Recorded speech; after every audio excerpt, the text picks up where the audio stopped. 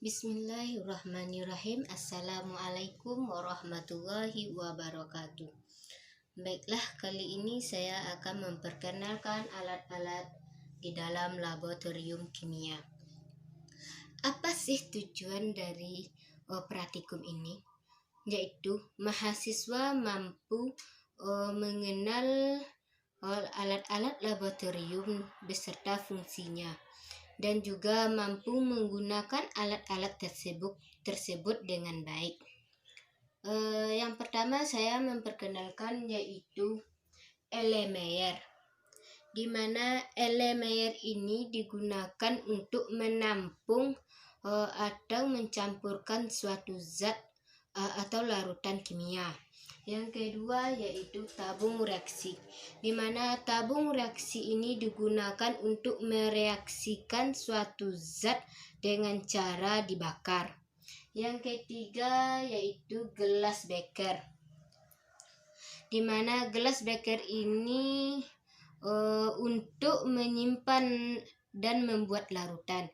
Gelas beker ini memiliki takaran, namun jarang bahkan tidak diperolehkan untuk mengukur volume suatu zat cair. Yang keempat yaitu corong gelas, di mana corong ini dibagi menjadi dua jenis, yakni corong yang menggunakan karet atau plastik, dan yang kedua yaitu corong yang menggunakan gelas. Corong yang digunakan untuk memasukkan atau memindahkan larutan dari suatu tempat ke tempat yang lain, dan digunakan pula untuk memproses penyaringan setelah diberi kertas saring pada bagian atas. Yang selanjutnya yaitu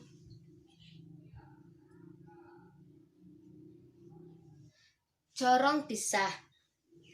Corong pisah ini digunakan untuk memisahkan dua larutan yang tidak bercampur karena adanya perbedaan massa jenis. Corong pisah biasanya digunakan pada proses ekstraksi. Yang selanjutnya yaitu mortar atau alu.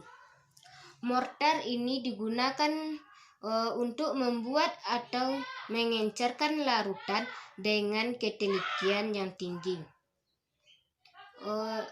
Alat yang selanjutnya yaitu gelas ukur, di mana gelas ukur ini untuk mengukur volume larutan pada saat praktikum dengan ketelitian tinggi. Gelas ukur tidak diperbolehkan untuk mengukur volume larutan.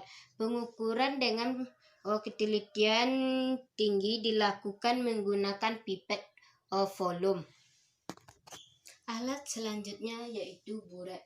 Buret ini yaitu digunakan untuk titrasi, tapi pada keadaan tertentu. Dapat pula digunakan untuk mengukur volume suatu larutan.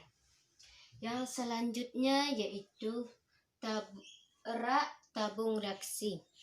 Rak tabung reaksi ini digunakan untuk menyimpan atau meletakkan tabung reaksi. Yang selanjutnya yaitu penjepit tabung reaksi. Penjepit tabung reaksi ini digunakan untuk menjepit tabung reaksi ketika melakukan pembakaran. Alat yang selanjutnya yaitu pembakaran spiritus.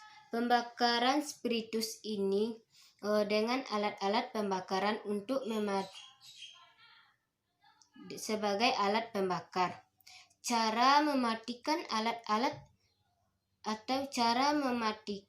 pembakaran spiritus itu tidak boleh ditutup karena akan menyebabkan apinya semakin besar, dan untuk mematikan api tersebut dengan cara ditutup saja. Perkenalan alat-alat yang selanjutnya yaitu pipet gondok, di mana pipet gondok ini dipakai untuk mengambil larutan dengan volume yang tertentu. Yang selanjutnya yaitu cawan porselin, di mana cawan porselin ini digunakan untuk mereaksikan atau mengubah suatu zat pada suhu tinggi. Yang selanjutnya yaitu lemari asam, di mana lemari asam ini digunakan untuk meletakkan alat-alat yang berbaur dengan zat.